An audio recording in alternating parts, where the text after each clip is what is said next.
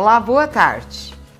Continuando com os programas especiais do Congresso Espírita FESP 2017, hoje nós trouxemos a maravilhosa conferência de Ademar José Gevaert, cujo título, Nossa Interação com os Extraterrestres. Uma esperança para o planeta? Vamos ver Ademar José Gevaert.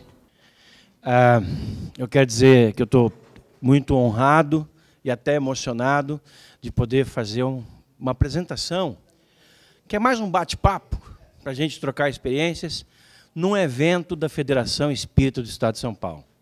Isso não é pouca coisa.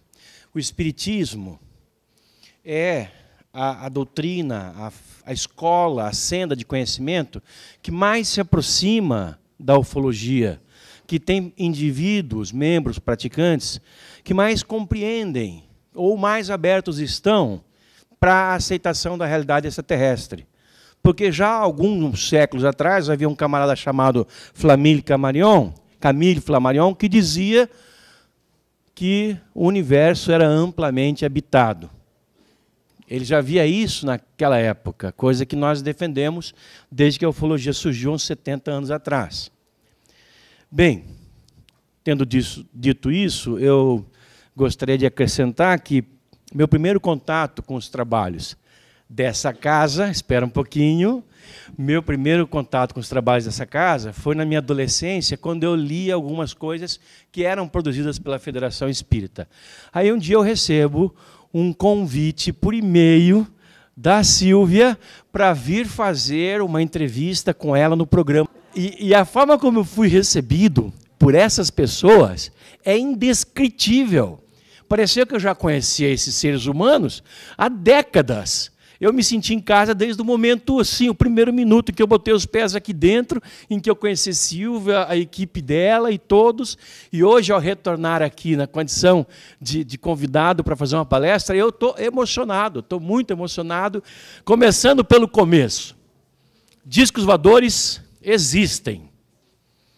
São naves, veículos, que são construídos com uma tecnologia, em alguma fábrica, uma concessionária extraterrestre, onde devem vir máquinas que juntam os pedaços, alguém aperta parafuso, alguma coisa assim, e a nave sai para funcionar.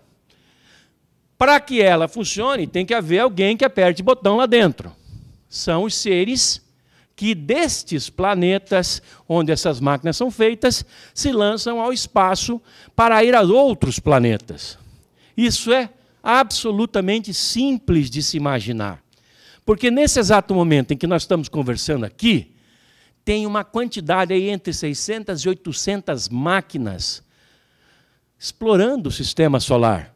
Nós temos máquina fazendo buraco na Lua, nós temos máquina fazendo buraco em Marte, nós temos máquina tirando fotografia dos anéis de Saturno, nesse momento, fotografando os satélites de Júpiter e de Urano. No ano passado, nós colocamos uma máquina pousada num asteroide, nós passamos por Plutão. Então, vejam, aqui nesse planeta, a terceira rocha redonda a partir do Sol, desenvolveu-se uma sociedade planetária, uma raça, a raça humana, que construiu esses veículos, que foram lançados já, estão sendo lançados há 60 anos, para irem aqui ao redor da Terra, no quintal da Terra, ao sistema solar, para saber o que tem lá. Por que nós estamos indo lá? Porque nós queremos conhecer o que existe lá. Mas por que nós estamos indo só até lá? Porque a nossa tecnologia ainda é isso aqui. Ok? Agora, tivéssemos nós 100 anos mais, provavelmente, o papo já estaria sendo outro. Nós estaríamos indo a outros sistemas estelares. Em 200 anos, a outras galáxias. Em 300 anos, a outros universos. Não sei. Tudo isso é possível. Por quê? Absolutamente é comprovado. A partir de uma grande abundância de evidências de que nós estamos sendo visitados desde sempre por seres que vêm de outros mundos. E sabe o que é mais intrigante nisso tudo? É que esses seres que vieram até a Terra e que continuam vindo até a Terra, desde a antiguidade, são iguais a nós. Não desce de um disco voador quando ele pousa, lá, sei lá, na França, ou aqui em Tatuí, ou lá na Nova Zelândia, um monstro de 8 pernas e 2 cabeças. Não. Descem sempre ocupantes dessas naves que são iguais a nós. Eles têm 2 pernas, um tronco, 2 braços, uma cabeça com 2 olhos, 2 ouvidos, uma boca.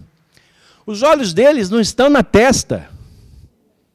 Estão aqui, na mesma posição dos nossos. Eles têm até um cotovelo nos braços. Se tivessem 2, 3, seria bacana, melhor para dançar, alguma coisa assim. Mas é um cotovelo, é um joelho que faz o mesmo movimento que o nosso. Gente, é uma quantidade de coincidências que não podem ser coincidências, pela quantidade que são. Tá? É evidente que nós e esses seres somos partes da mesma coisa. É evidente que aquilo que nós chamamos de humanidade não se restringe ao planeta Terra, mas está espalhada, pelo menos, pela nossa vizinhança aqui no universo. Agora, tendo dito isso também, quando se falou da pluralidade dos mundos habitados, talvez naquela época, a forma como Camille Flammarion pensou isso, era de que uma infinidade de espíritos estivesse permeando o universo. Hoje nós pensamos em muitos espíritos encarnados, uma grande quantidade encarnados, em civilizações espalhadas por esse universo. No sistema solar, no momento, nós não conhecemos nenhuma outra além da Terra. Nossa civilização é a única no sistema solar. Fala-se que, como espíritos, outros entes habitem Marte, Júpiter, Urano, Netuno. Tudo bem. Outras formas de vida, porque devem ser inúmeras, incontáveis e as mais distintas as formas de vida que existem, especialmente no plano espiritual. Agora, no plano material, no sistema solar, pelo menos, não temos nenhuma outra civilização. Mas vejam que coisa interessante. Há apenas 1 mês e alguma coisa atrás, nós fizemos uma descoberta. Aliás, a descoberta foi feita antes, mas foi comunicada pelos cientistas que a fizeram há 1 mês e pouco atrás, de um sistema solar, ou um sistema estelar, já que não é o nosso Sol que abriga aqueles planetas, aquele sistema, mas um sistema estelar com 7 exoplanetas, planetas externos que não fazem parte do nosso sistema solar, chamado TRAPPIST-1. TRAPPIST-1. Planetas que orbitam uma estrela e que tem, dos 7, 5 elevada possibilidade de conterem vida. E não estão falando, os cientistas, de vida microbiana. Estão falando de vida inteligente. Por quê? As condições necessárias para que isso aconteça no planeta foram encontrados nesse sistema estelar que está aqui a 30, 40 anos-luz da Terra. Vamos dizer, é a mesma coisa que a gente descobrisse que há uma outra São Paulo ali no interior que a gente não conhecia antes. Mais ou menos isso. Esse sistema solar, ou estelar, o TRAPPIST, está aí há bilhões de anos. Nós só descobrimos eles há alguns meses e só foi anunciada tal descoberta ao mundo no mês retrasado. Agora, ou passado. Agora, quantos outros sistemas estelares devem haver aqui ao nosso redor e que nós ainda não conhecemos? Nós conhecemos, a propósito, muito pouco do universo. Como eu falei agora há pouco, nós conhecemos muito pouco até do sistema solar. Dos nossos mares, nós conhecemos muito poucos também. Imaginem vocês. Do sistema solar, nós fomos somente à Lua. E algumas vezes. E fomos e voltamos rapidinho. E depois, por alguma razão, não voltamos mais. Como se alguém tivesse falado, aqui não. Vamos fazer a bagunça de vocês lá embaixo. A Marte, nós estamos tentando ir faz tempo. Mas as dificuldades são tremendas. para se levar uma tripulação a Marte, o custo é absurdo, a infraestrutura envolvida é enorme, gigantesca. E isso para levar. Para manter é outra história, essa tripulação lá. Para trazer de volta é uma história ainda mais complicada. Tá? Trump, esses dias, num golpe de publicidade, falou que vamos fazer isso. Bobagem, não vão. Agora, há iniciativas privadas, como a de Elon Musk, que é um mega milionário, que quer levar uma tripulação para Marte. E as pessoas que estão se candidatando do mundo inteiro, que são milhares, sabem muito bem que poucas serão as escolhidas e nenhuma delas voltará. E isso ainda vai levar 20 ou 30 anos para acontecer. Essas pessoas vão morrer lá. Vão virar nome de rua. Quando daqui 300 anos a gente tiver finalmente condições de ir e voltar a Marte com tranquilidade. Por enquanto, é isso que vai acontecer. Mas isso tudo que eu estou falando para vocês é para vocês terem uma ideia de como a coisa é complexa, como nós pouco conhecemos a respeito do universo. Nós fazemos um esforço danado para conhecer o nosso quintal que está aqui ao redor. Imagina o que está além desse nosso redor, as outras partes do universo e do sistema solar. O TRAPPIST foi encontrado agora e estava aí o tempo todo. Quantos outros sistemas estelares semelhantes, talvez até mais complexos, talvez até com mais capacidade de abordar, de abrigar vida, existam aqui ao nosso redor?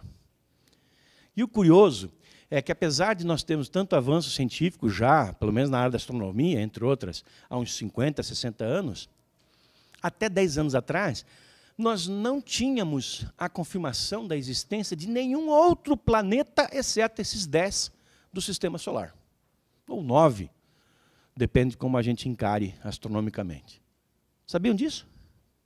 Nós sempre tivemos essa ideia, vamos dizer assim, a suposição, quase certeza, de que essas estrelas que a gente olha à noite, que são como o Sol, porém mais distantes, têm planetas ao redor. Mas nós nunca tivemos condição de determinar isso, de detectar um planeta desse, muito menos de enxergar. Foi há 10 anos atrás, aproximadamente, que surgiu uma técnica chamada técnica de transição. Em rápidas palavras, é o seguinte: quando um equipamento está focado numa estrela, e essa estrela tem uma pequena variação na sua rotação, isso indica a passagem, ou a transição, de um planeta. Um exoplaneta por estar fora do Sistema Solar, ou um planeta extrasolar. E isso é puramente matemático. Há 10 anos atrás, era assim. Só uns 2, 3 anos atrás que a gente conseguiu ter maior precisão na determinação da existência desses exoplanetas. E ainda assim, só planetas que orbitem estrelas que estejam próximas da Terra. Aqui, num raio aí de uns 60, 70, até 80 anos-luz. Que não é nada comparado ao tamanho do universo. Aliás, que tamanho é esse? Nós não temos a menor ideia. Qual é a quantidade de estrelas que há no universo?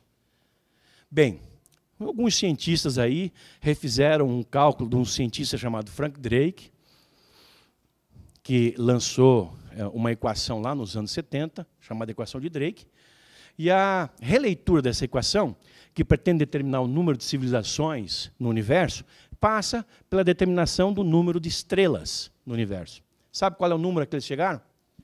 De 1, seguido de 70 zeros. Número impronunciável, inimaginável. E se eles erraram por 10 zeros? É uma coisa para chuchu. Mas mesmo assim, 1 seguido de 60 zeros é um número assombroso. Se eles erraram por 30 zeros, ainda assim, 1 seguido por 40 zeros é um número assombroso. Isso para vocês terem uma ideia do que nós estamos lidando.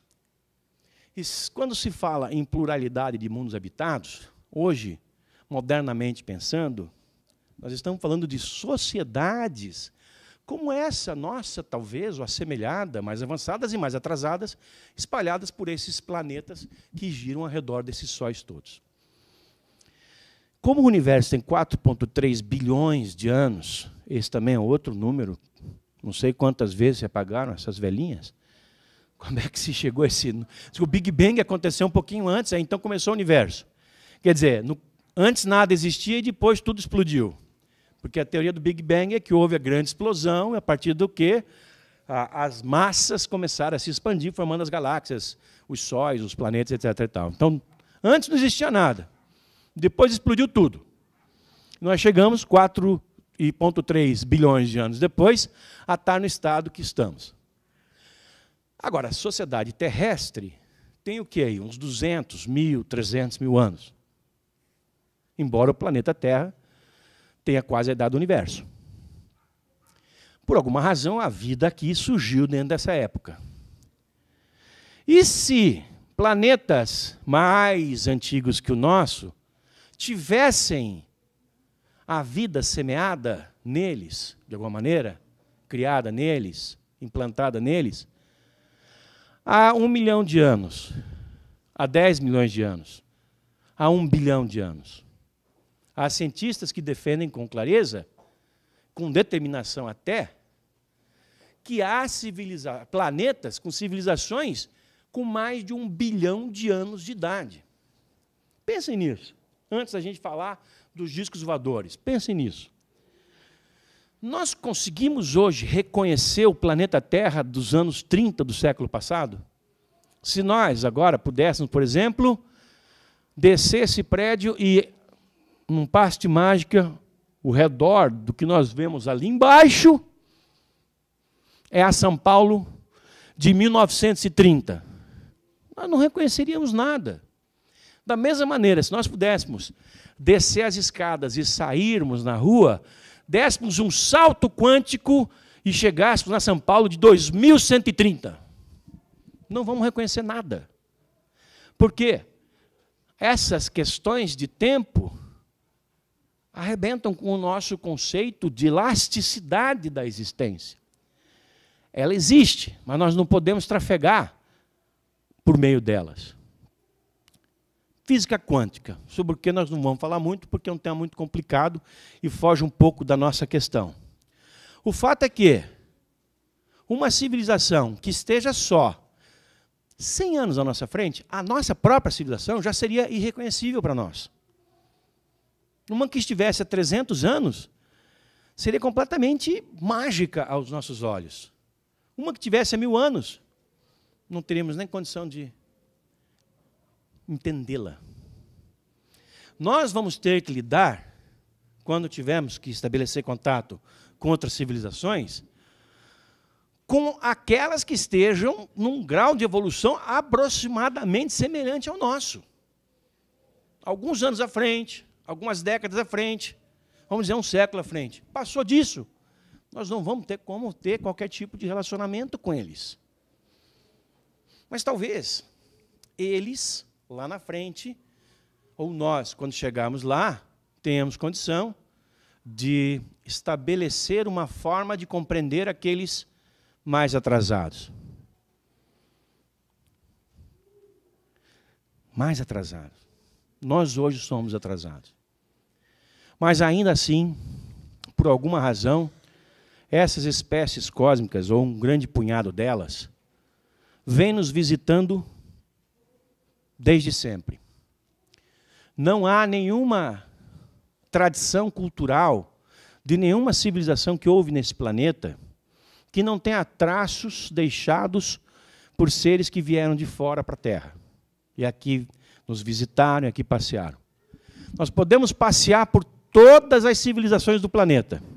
Nós vamos encontrar vestígios da passagem extraterrestres em todos os continentes, em todos os países, nas tradições culturais de todos os povos, sem nenhuma dúvida. Por exemplo, na Índia, de 6.000 anos atrás, como também no Nepal, na China, no Tibete, no Afeganistão, ou o que era Afeganistão naquela época, na Pérsia, haviam máquinas chamadas vimanas, palavra masculina. Os vimanas eram aeronaves no formato de discos voadores, que voavam abertamente e pousavam nas cidades. Seus ocupantes, seus tripulantes desciam dessas naves e se relacionavam com os habitantes daquela época, daqueles lugares. Isso está descrito em abundância nos épicos hindus, nepaleses, livros que registravam a vida daqueles povos 6, 7 mil anos atrás. Pouco mais à frente, nós temos a Bíblia, nos falando também de coisas semelhantes, que, claro, eram interpretados da forma supersticiosa como o povo da época podia interpretar esses fenômenos, como visões divinas, como anunciações, etc. Mas temos casos clássicos, em especial no Velho Testamento, de observações de discos voadores, de contato com seus tripulantes e de até relacionamento sexual entre nós e eles. Os filhos dos deuses, vendo que as filhas dos homens eram belas, as tomaram como esposas. E desse cruzamento surgiu uma raça de gigantes. E o próprio Jesus, o nosso mestre, nos dizia: vós sois desse mundo, eu desse mundo não sou, porque a casa do meu pai tem muitas moradas. A casa do meu pai é o universo, as moradas são os planetas habitados. Está por tudo. De uma maneira mais ou menos assim, outros avatares, outros seres sobre-humanos, assemelhados a Jesus, de outras tradições culturais planetárias, disseram o mesmo. Os deuses de nossos antepassados eram astronautas, como defendeu Erich von Däniken no começo dos anos 60. E não foi o primeiro. E continuou defendendo, e não é o único. Muito tempo atrás ele deixou de ser o único, e nem é o mais proeminente defensor de que os nossos deuses são astronautas. Os homens que vieram no nosso passado, que desciam de esferas luminosas que vinham do céu, eram seres extraterrestres.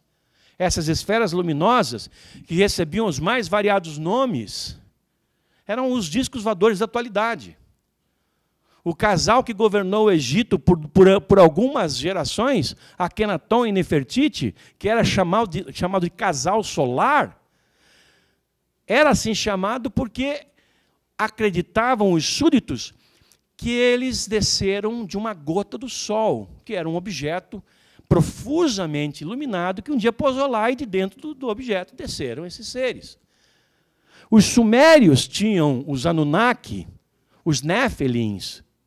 Anunnaki, por sinal, é traduzido em sumério como aqueles que do céu vieram à terra.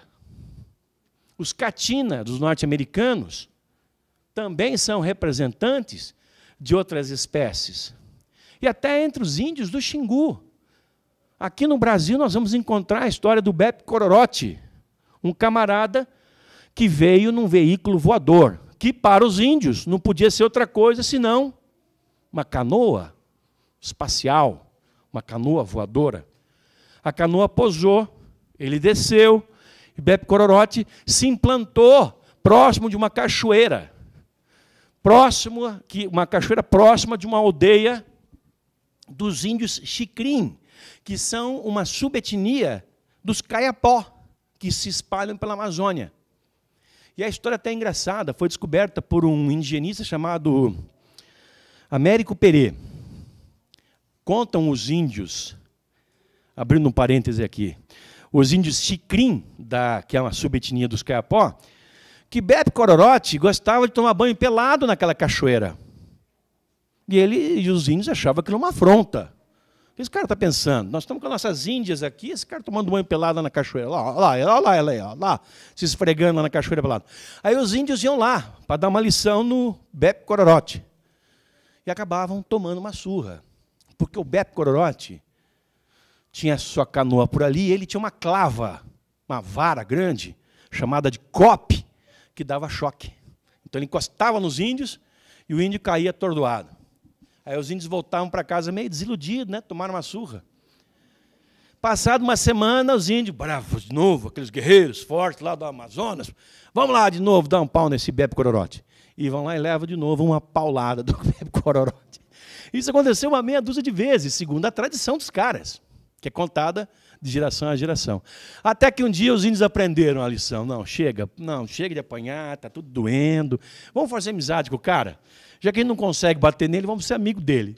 E trouxeram, foram lá convidar e trouxeram ele para a tribo. E o Bebe Cororote passou a fazer parte da tribo. E achou uma das índias lá bonitinha. E casou com a índia. E teve índiozinhos, Bebe Cororotinhos.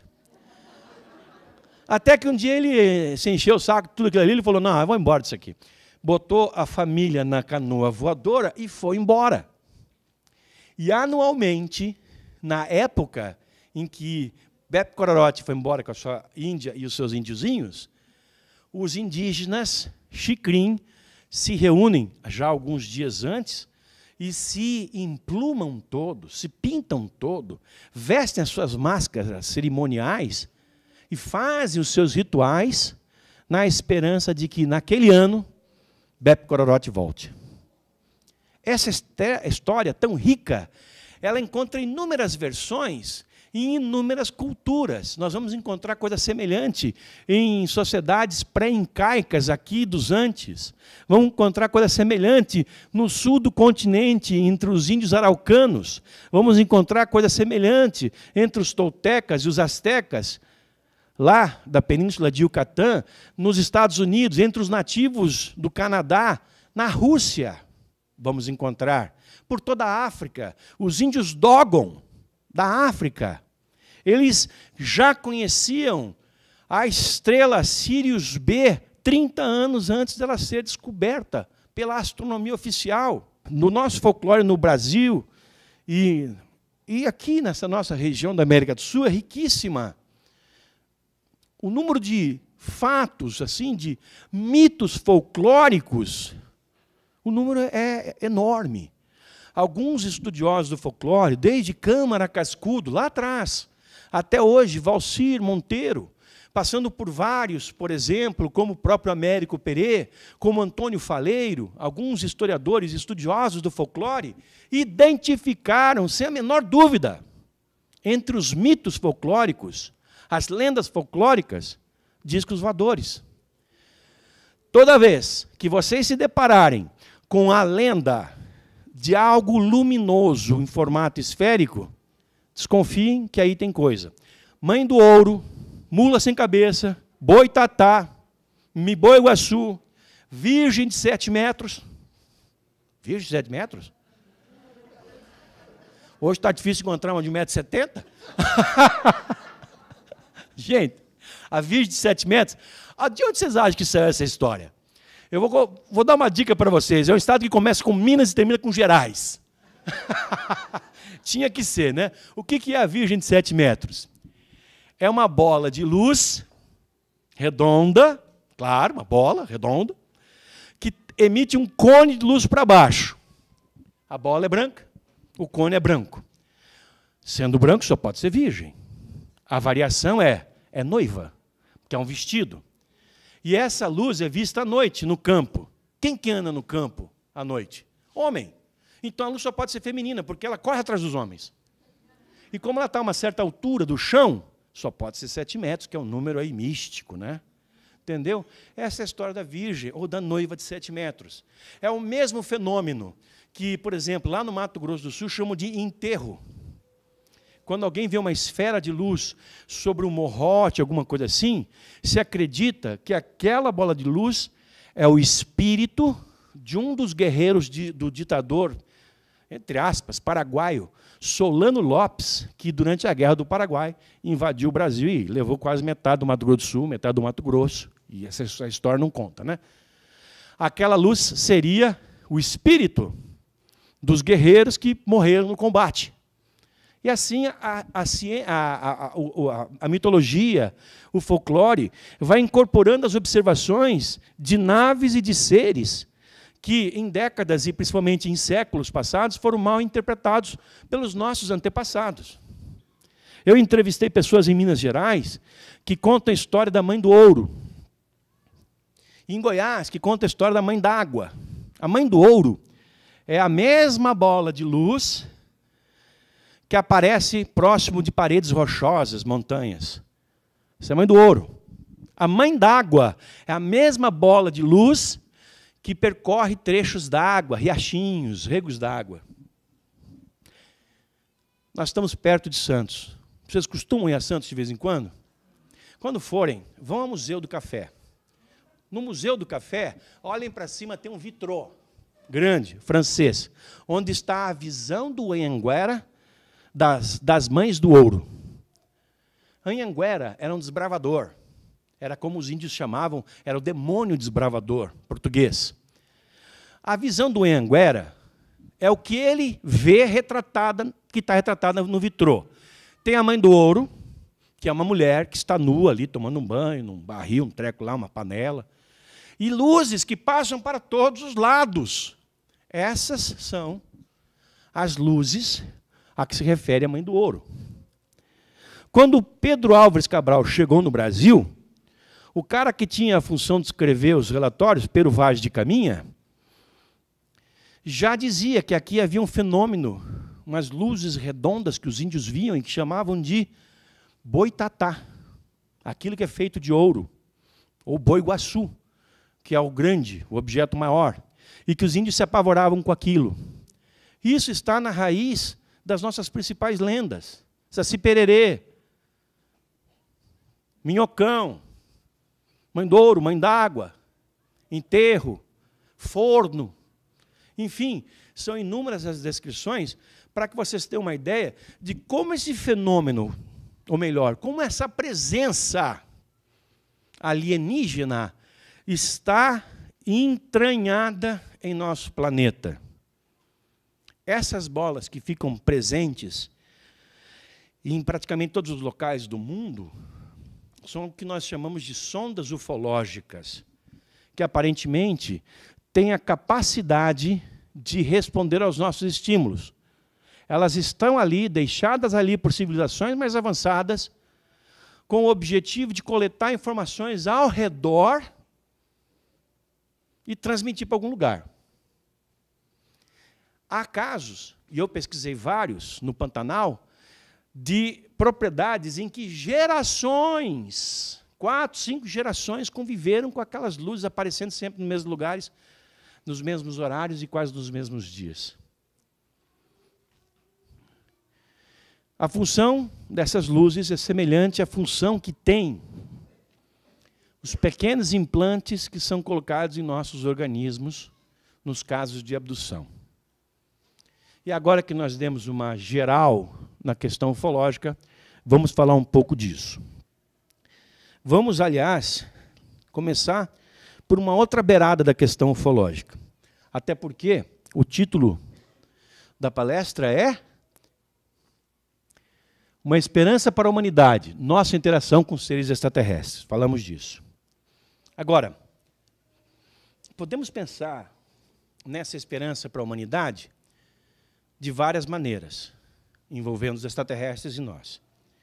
Mas vamos analisar duas formas, duas vertentes diferentes. Uma que faz muito sentido agora, em que nós estamos vivendo uma ameaça real, concreta, de uma deflagração nuclear, lá na Coreia do Norte. Por quê?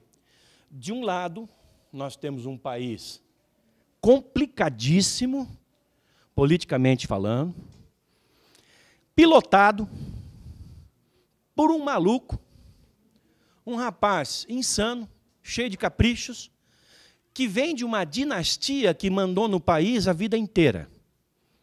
Um adolescente que resolve colocar todo o poderio militar do seu país, e o país é praticamente todo militar, ou é militar ou é gente passando fome, é assim que se divide a Coreia do Norte. Esse rapaz resolve colocar todo o poderio militar em confronto com os Estados Unidos. Com o mundo, né? Porque só a China é, por ele, mais ou menos, vamos dizer assim, reconhecida. E a China tolera o cara.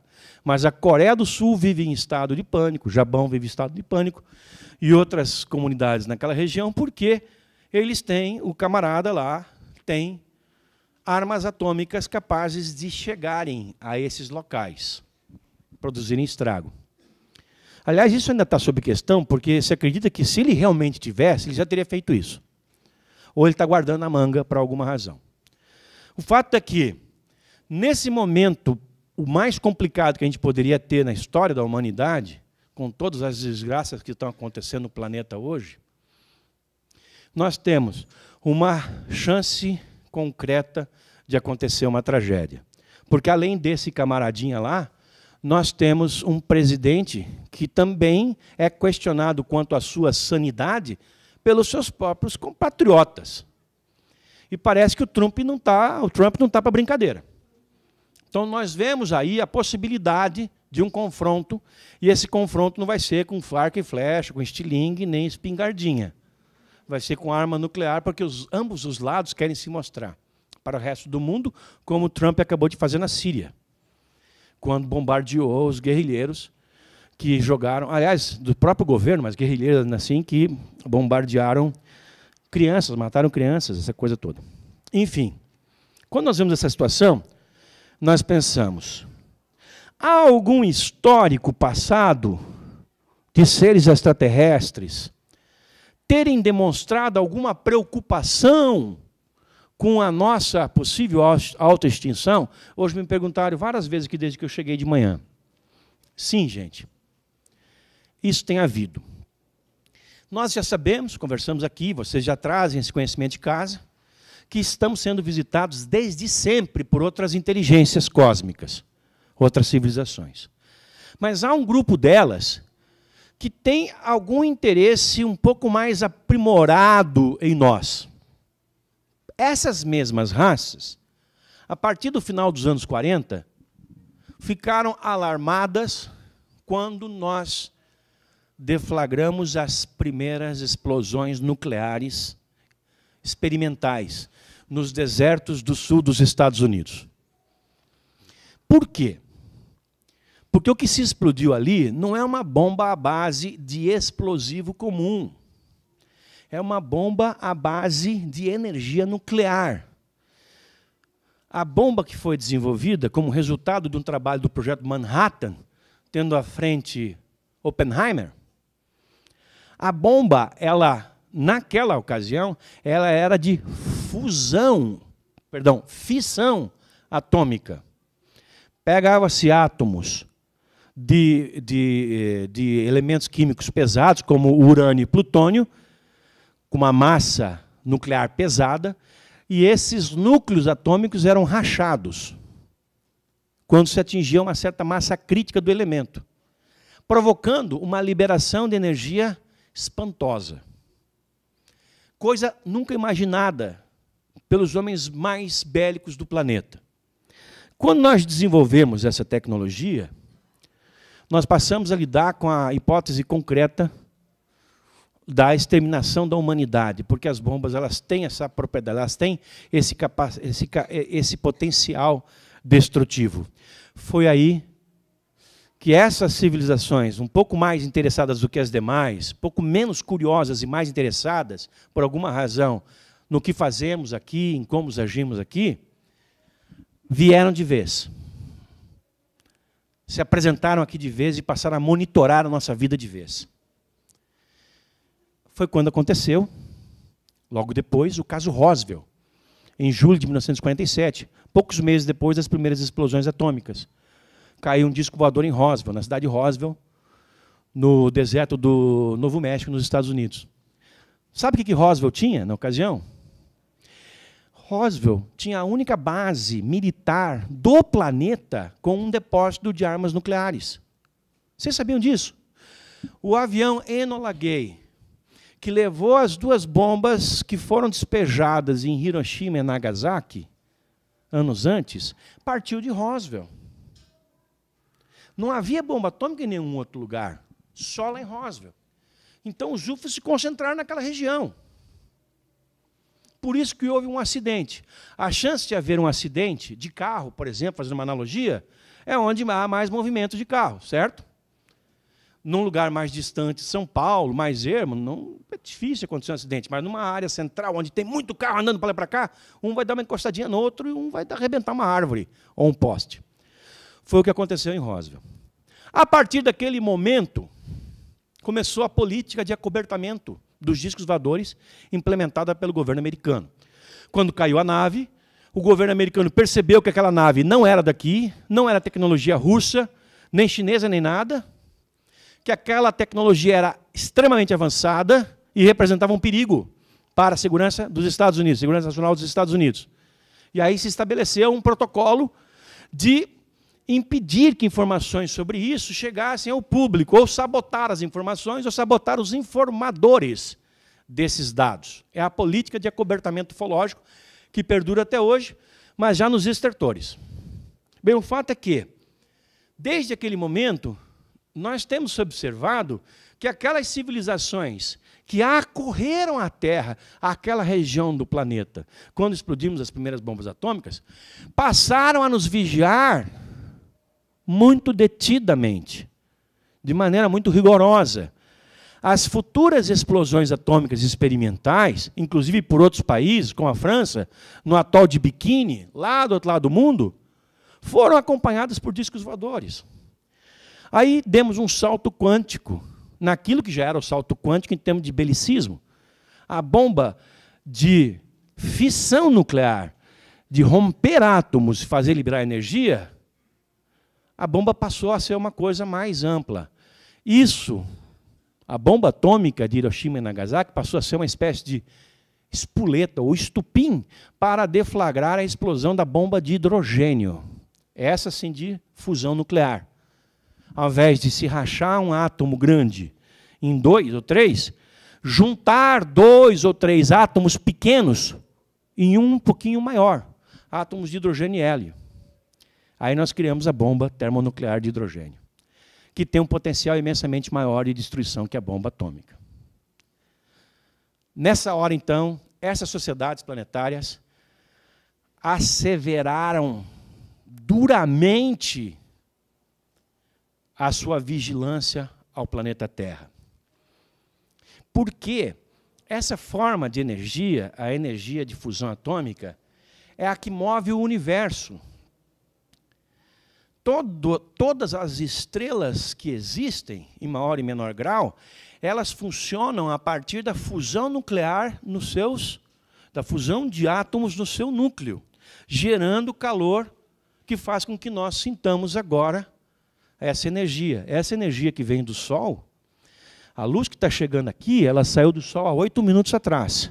Constantemente ela chega, ela passou 8 minutos. Essa luz é produzida pela fusão nuclear de átomos menores no núcleo do Sol, fazendo com que ele se mantenha essa fornalha aquecida.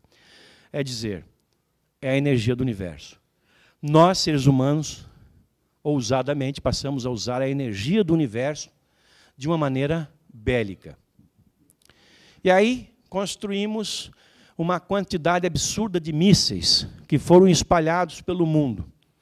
Nos Estados Unidos, na Rússia, Israel, França, China, entre outros, Paquistão, Índia, são países que têm mísseis termonucleares, cujas ogivas, as pontas dos mísseis, múltiplas às vezes, bombas múltiplas, são todas bombas nucleares, termonucleares, de hidrogênio. Começamos isso na Guerra Fria, nos anos 50 e 60, e os outros países nos anos seguintes. Pois bem, os Estados Unidos instalaram seus campos de mísseis com silos, onde os buracos no chão, onde os mísseis eram mantidos, com portas duras em cima, de aço, etc. e tal, e nos arredores subterrâneos do silo, os controles, as operações de controle, com o pessoal 24 horas por dia dando manutenção àquilo ali.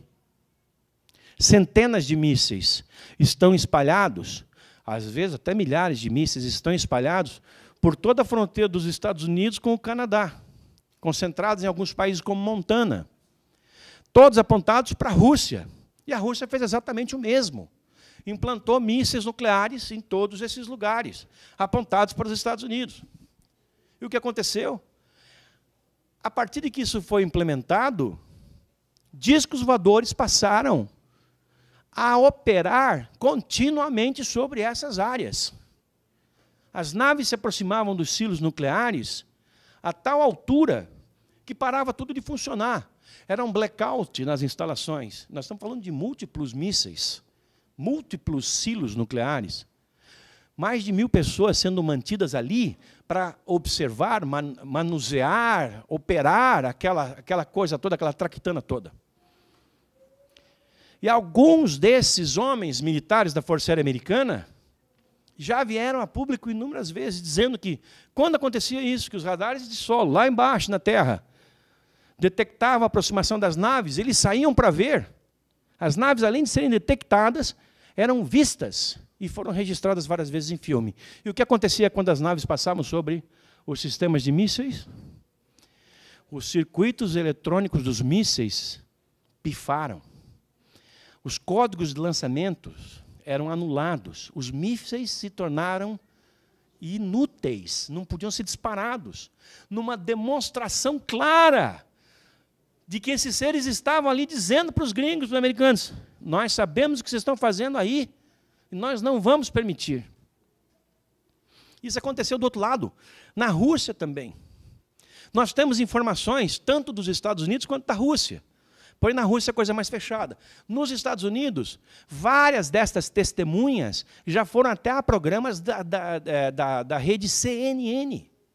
No programa do Larry King, que era um apaixonado por discos voadores, já não está mais no ar, um desses homens, que era o capitão Robert Salas, que eu trouxe ao Brasil para os 2 nossos fóruns mundiais de ufologia e de contatados, ele declarou várias vezes ter visto as naves fazerem isso, produzir esse estrago.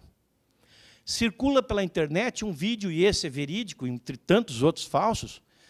Há vários verídicos, mas a maioria é falsa. Há um vídeo em que há um lançamento de uma base aérea da Califórnia, de um míssil que está com ogivas, mas sem material nuclear, só para que se mantenha o peso da ogiva, para se fazer um teste de lançamento, um teste balístico.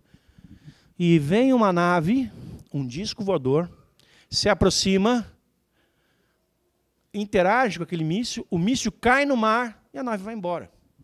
Isso já aconteceu várias vezes. Eles nos dando uma demonstração clara de que não toleram e não tolerarão as nossas sandices nucleares de pôr fim à humanidade terrestre. Há várias teorias para isso. Primeiro, a de que nós, tocando fogo no nosso planeta, não vamos acabar com a estabilidade só do planeta. Nós vamos acabar com a estabilidade do sistema estelar e de outros, talvez, sistemas que nós nem conheçamos. O TRAPPIST, voltando a ele, que está aqui perto, que pode ser afetado, nós só descobrimos agora. Podem ter sistemas estelares ainda mais perto. Discute-se hoje a existência de planetas no sistema solar que nós ainda não conheceríamos. É como aquela história. Nós somos donos desse planeta e podemos fazer o que quisermos. Em termos, é como o morador do 6º andar de um prédio de 20, ou do 10º andar de um prédio de 20. Ele comprou o apartamento dele. Se ele quiser tocar fogo na cortina, o problema é dele. Ele pagou, é dele. Está acabando? Nem comecei. Agora, ele pode tocar fogo no apartamento dele. Quem está no andar abaixo, 2, 5, no primeiro, no segundo, pode não se preocupar muito. Mas quem está nos andares de cima deve estar morrendo de medo do que aquele maluco do 10º andar pode fazer. Vocês estão entendendo? Então, nós estamos agora vivendo o que pode acontecer até nessa próxima semana. Ou talvez na outra. Se não se chegar a um diálogo diplomático, nós podemos ver um conflito em que essa teoria pode ser testada. A teoria de que nós podemos ser, vamos dizer assim, salvos, salvaguardados, tá? Obsequiados por esses seres que têm a capacidade técnica, tecnológica e o interesse moral, ético, de salvar uma espécie mais atrasada. Para alguns, isso é que pode parecer uma sandice. É como se, por exemplo, há uma disputa entre dois formigueiros, o ser humano vai lá para impedir, conversar com as formigas, olha aqui, ó, vocês estão aí quebrando pau aí por um pedacinho de grão, de folha, espera aí, para de brigar, que coisa feia aí, ó. Talvez essa seja uma comparação, mas o fato é que essas sociedades já demonstraram suficientemente, cabalmente, que não tolerarão o extermínio da espécie humana. Por quê? Nós somos um projeto, nós somos um trabalho, um programa dessas outras espécies. Nós estamos aqui, nós vivemos aqui, desde sempre com a mesma aparência. Os registros que nós nos desenvolvemos a partir de larvas num oceano primordial, ele tem muitas rupturas. Ele não se assenta. O ser humano sempre se viu como mais ou menos um ser humano. O elo perdido nos distancia, o tal elo perdido nos distancia daqueles seres mais primitivos, homem de Neandertal, Australopithecus e tudo mais. Nós sempre fomos o que somos. E como falamos no início, esses seres que vêm aqui, em especial esses que estão preocupados com a nossa destruição, são iguais a nós. A conclusão assim, óbvia que nós temos que fazer é que nós e eles somos da mesma espécie. Nós e eles somos da mesma origem. Somos irmãos, somos primos distantes, eles são nossos avós, etc. Num exercício de raciocínio e até de ficção, voltando àquilo que eu falei no início, daqui 100 anos, 200 anos, talvez nem tanto, talvez só daqui uns 30 ou 40, nós tenhamos tecnologia que nos permita ir e voltar a outros planetas, muito além do nosso quintal do sistema solar, ir e voltar com segurança, com eficiência, levar civilizações, levar tripulações que sejam um embrião de outras civilizações em outros planetas, levar homens e mulheres que, ao invés do que quer o milionário Elon Musk aqui para Marte, até porque ele quer mais, mas ele não consegue mais, seria um projeto completo de mudar as condições planetárias de um determinado orbe para introduzir ali uma forma de vida a nossa, levarmos a nossa forma de vida para lá. Talvez eles tenham feito exatamente isso aqui. E por isso conviveram conosco no passado. E alguma coisa os fez se distanciarem de nós. E agora nos observam, desde há muito tempo nos observam, e agora vendo que nós estamos nesse processo de quase eminente autodestruição, estão aí fazendo seus esforços para que isso não aconteça. Nós temos olha, até complicado falar isso, nós temos a chance, a oportunidade, mas quando a gente pensa em chance e oportunidade, a gente pensa em uma coisa positiva. Mas não vai ser uma coisa positiva termos a chance ou a oportunidade de testarmos essa teoria. É uma coisa extremamente arriscada. Ainda que o conflito seja curto, rápido e bem setorizado, localizado naquela região da Península Coreana, e que apenas algumas ogivas forem detonadas, se isso vier a acontecer, se não houver uma intervenção, então, mesmo que seja localizado rápido e poucas as unidades explodidas, nós ainda assim teremos o efeito da radioatividade provocando um impacto e consequências danosas para toda a civilização planetária por algumas gerações. A única esperança que nós temos é de que ou se chegue por uma via diplomática a se solucionar a coisa, ou que nós tenhamos, então, de fato, a história se repetindo desde os anos 50, quando essas sociedades planetárias, esses seres, têm demonstrado a sua ligação conosco ser mais forte do que nós imaginamos e virem, de fato, produzir aqui um impedimento de que uma catástrofe, uma desgraça, uma tragédia como essa se abata sobre a Terra. Até porque, para completar, nós já temos mazelas demais. Vocês já pensaram em que tipo de espécie que nós somos? 7,5 bilhões de seres humanos, não é esse mais ou menos o número? 1/3 desse tanto, 2,5 bilhões de seres humanos, ou passam fome ou estão em guerra. Ou os dois. E essas guerras são geralmente tribais, extremamente violentas. Como, por exemplo, o presidente de um país matando criancinhas com gás. Uma civilização com tantos anos de idade não deveria mais ter esse tipo de mazela. Nós não temos mais, não tínhamos mais que ver uma situação dessa acontecendo. Ou casos como na África, em que, por você ser de uma etnia diferente da minha, a minha etnia ataca a tua com machetes, nós cortamos os teus braços, as tuas pernas. Isso que está acontecendo, infelizmente, a 1/3 da população do planeta Terra, que ou passa fome ou está em guerra, ou ambos. Já somos um planeta conturbado. Não somos nenhuma espécie fácil de lidar. Ao mesmo tempo em que temos fantásticas tecnologias em crescimento, em que uma parte da população planetária cresce, evolui moral e eticamente junto com a tecnologia que desenvolve, essa mesma tecnologia não beneficia outra parte da mesma sociedade que está dentro desse mesmo planeta, que habita o mesmo planeta, que em muitos casos são vizinhos uns dos outros em termos de nações.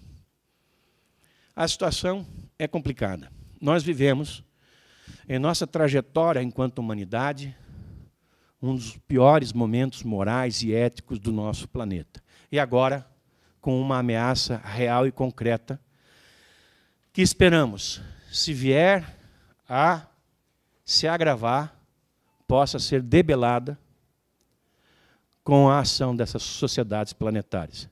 Agora, para encerrar, pode-se não esperar, ou não se ver, a ação de naves fazendo a paralisação do conflito.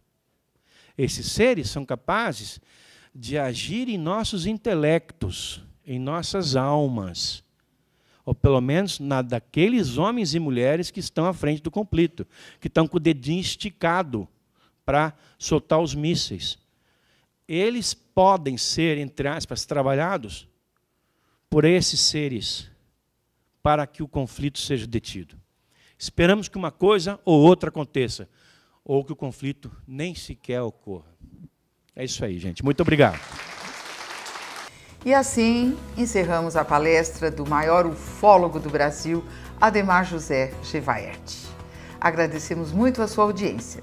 Não esqueçam, esse nosso programa será reprisado no domingo às 16 horas. Obrigada.